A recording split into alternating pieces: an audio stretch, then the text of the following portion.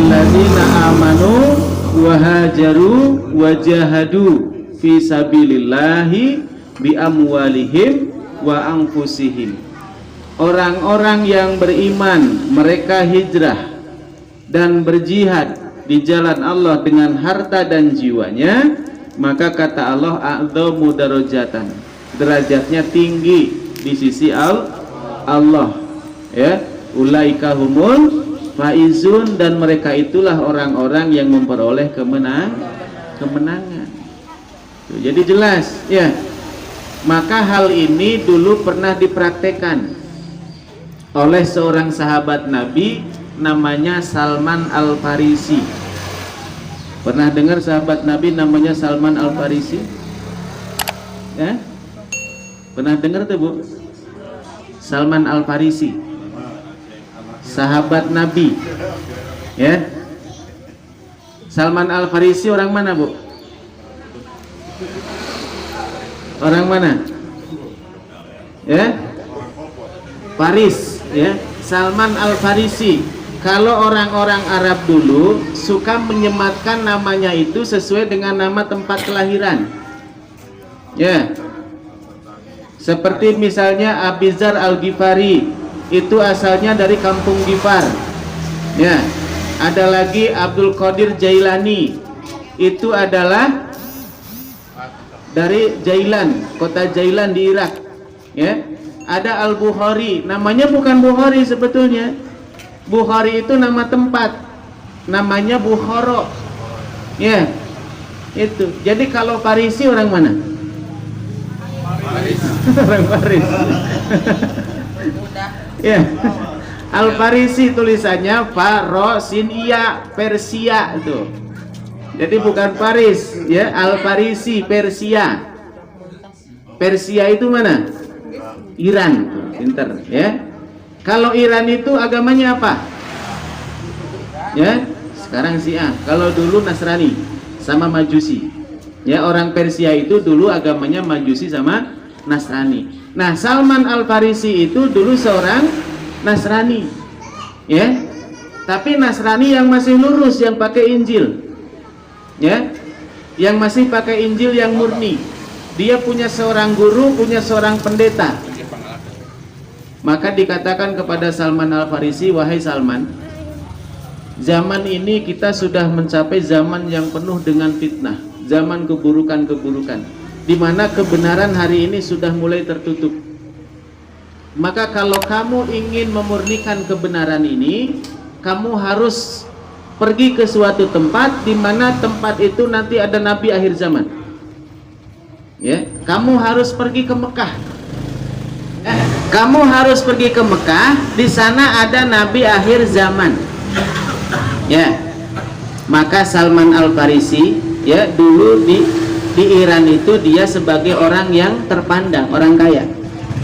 Akhirnya apa? Untuk memenuhi permintaan gurunya, ya, untuk memenuhi apa yang dikatakan gurunya itu, maka dia korbankan hartanya. Ya, untuk apa? Untuk berhijrah.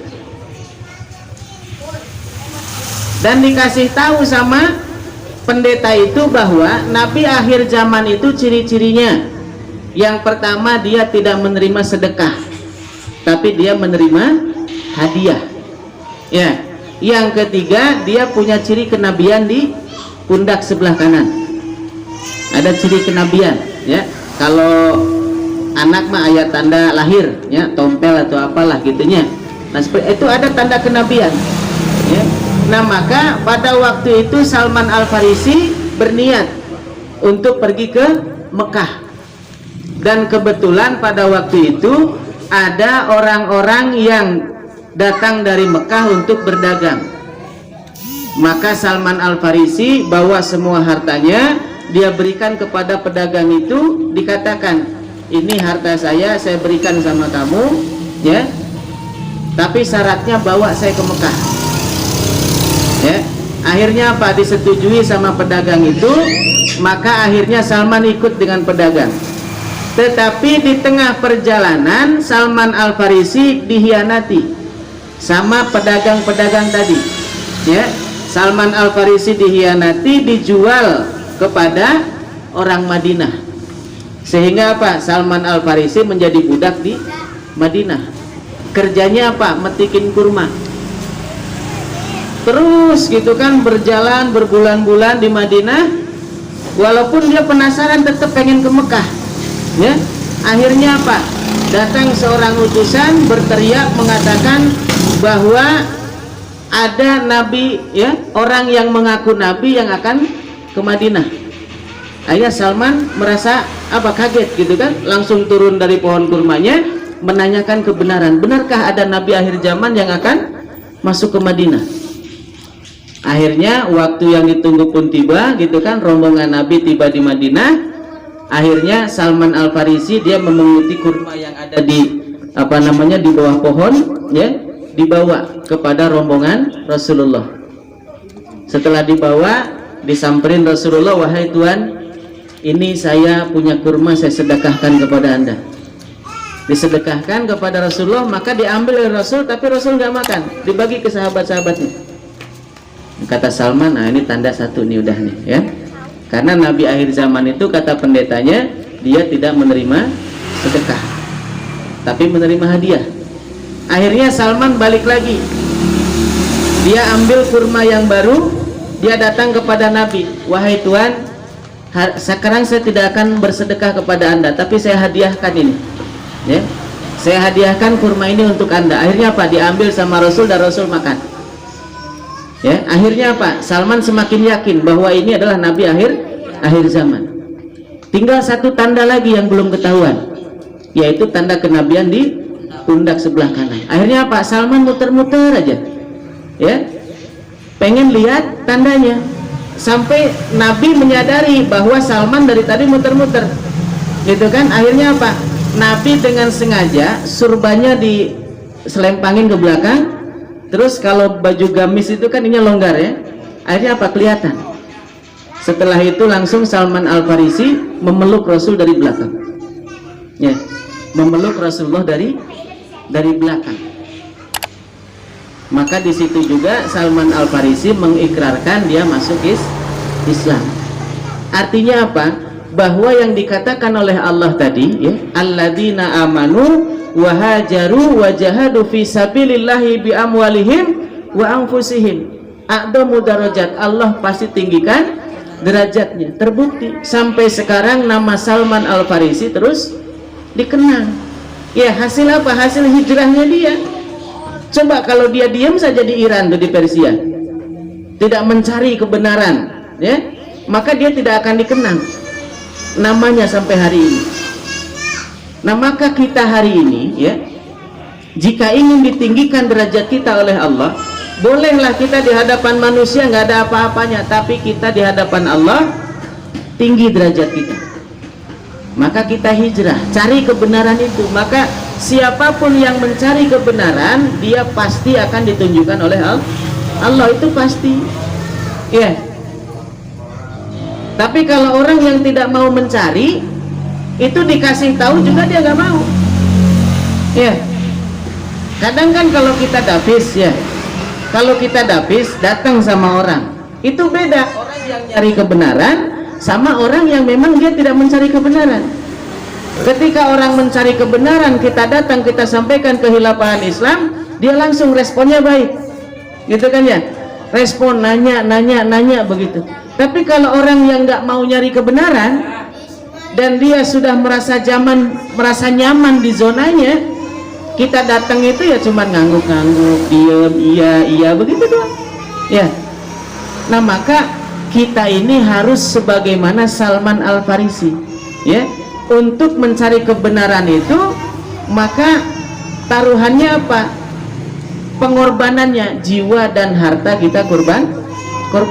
Karena tidak ada apa namanya hijrah yang tidak ada pengorbanan. Itu mesti ada pengorbanan. Pertamanya mungkin yang tadinya kita punya tetangga 10 jadi tinggal 2, kan begitu. Tadinya kita punya teman 100 tinggal 10, ya.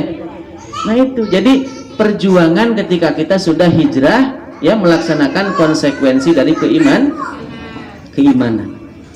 Nah, maka kita yang sudah hijrah ini, ya, kita yang sudah dipilih oleh Allah ini harus terus bersemangat, ya. Jangan sampai kita loyo, jangan sampai kita lemah, jangan sampai kita terkena penyakit yang namanya malas. Karena apa? Kalau kita sudah malas-malas, kita sudah lemah-lemah, Allah pasti ganti, ya. Kalau Allah sudah ganti, maka rugi, ya. Kita sudah kerja capek-capek gitu kan, di jauhan ku batur mah harta berkurang iya gitu kan, kita nggak benar di jamaah, diganti, ya. Jadi BM nggak benar gitu kan, ya. Nagihan tara gitunya, nyatet tara diganti, kan rugi, ya. Gitu. Jadi mas'ul gitu kan, silaturahim tara, naon tara gitu kan, diganti tuh. Gaji mah diterima. Nah, gaji diterima. Itu. Ya. Nah itu, jadi kalau malas-malas dikit pasti diganti, karena itu janji Allah. Ya. Ya ayyuhalladzina amanu mayyartadda minkum an dini fasawfa yatillahi biqaumin yuhibbuhum wa yuhibbuna. Gitu. Jadi murtad itu bukan hanya keluar dari Islam, ya. Mayyartadda minkum an dini, siapa yang keluar dari sistemnya Allah, ya, sudah malas-malesan di dalam sistemnya Allah, maka siap-siap diganti. Dan itu rugi kalau kita diganti, karena apa? Yang milih kita siapa? Allah, bukan manusia. Memang hakikatnya yang milih manusia, ya. Mas'ul milih, antum jadi BM, antum jadi HM gitu kan, antum jadi AWD. Mas'ul yang milih, pada hakikatnya adalah Allah. Kan jelas, yadullaha fauqa aydihim, ya. Allahu yajtabi ilaihi mayasa wa yahdi ilaihi ma yunib. Kadang memang penyakit malas itu datang, biasa kata Rasul, ya. Kata Rasul biasa, futur itu biasa, malas-malas dikit itu biasa. Yang jadi tidak biasa itu ketika kita malas, ketika kita futur, kita jauh dari jamaah. Eker mangges malas, jauh di jamaah, yang bagi jauh. Ya, semalas-malasnya kita, janganlah kita jauh-jauh dari jamaah. Minimal taklim-taklim mah, gitu kan? Itu. Kalau tidak setiap pekan, ya minimal sebulan sekali kita kumpul. Jangan sampai terlalu jauh, karena apa? Kalau sudah terlalu jauh, nah itu lama-lama setan yang bermain, gitu kan? Ada fitnah, akhirnya apa? Nah keluar dia. Faman kharaja minal jama'ati kida sibrin faqad khala min unuki hirib kotal Islam. Siapa yang keluar dari jamaah sejengkal saja, itu kata Rasul dia sudah keluar dari ikatan Islam. Coba, ya. Nah itu, maka mudah-mudahan kita terus semangat, ya. Semangat ini terkadang, ya, memang harus ada motivasi, ya. Harus ada motivasi untuk semangat. Karena setiap sesuatu pasti ada alasannya, ya. Seperti Mas Yogi, kenapa Mas Yogi semangat berangkat pagi pulang sore? Berangkat pagi pulang sore, karena apa? Sudah jelas, ya. Setiap bulan 10 juta menyekel ya teh, ya. Itu. Maka infaknya paling gede. Kalau 10 juta kan 10% berapa? 1 juta, ya alhamdulillah. Ya. Karena apa? Sudah terlihat jelas di depannya. Maka sudah menjadi konsekuensinya gitu kan. Baru pulang gitu kan, ya, langsung subuh-subuh mandi berangkat. Pulangnya sore, subuh mandi berangkat, pulang sore, terus begitu semangat. Karena apa? Jelas. Ya, 10 juta. Allah juga, ya, ngasih tahu bahwa orang-orang yang dia berhijrah dan dia berjihad di jalan Allah, Allah sediakan baginya pahala, yaitu surga, ya. Ali Imran 195 tuh. Ya.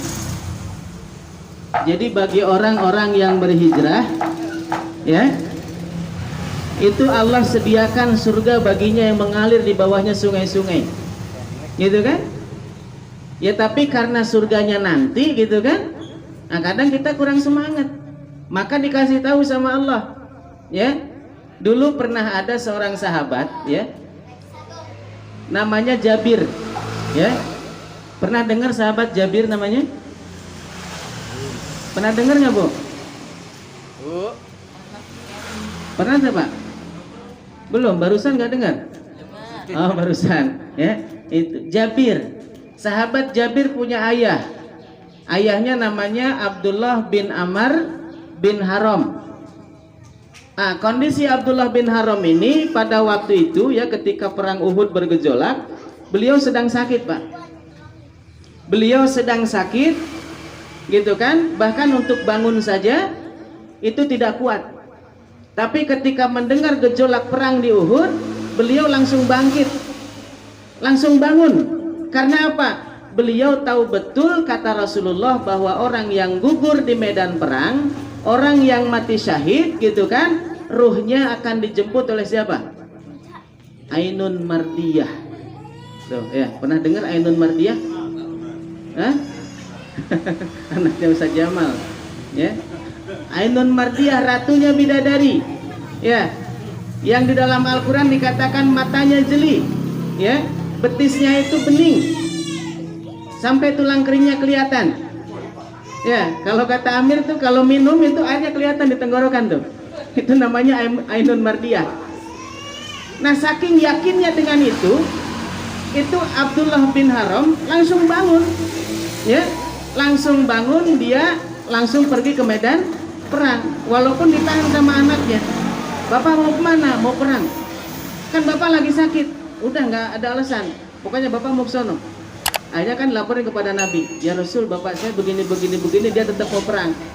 Akhirnya apa? Rasul cuman senyum, diizinkan dia. Akhirnya apa? Abdullah bin Haram gugur.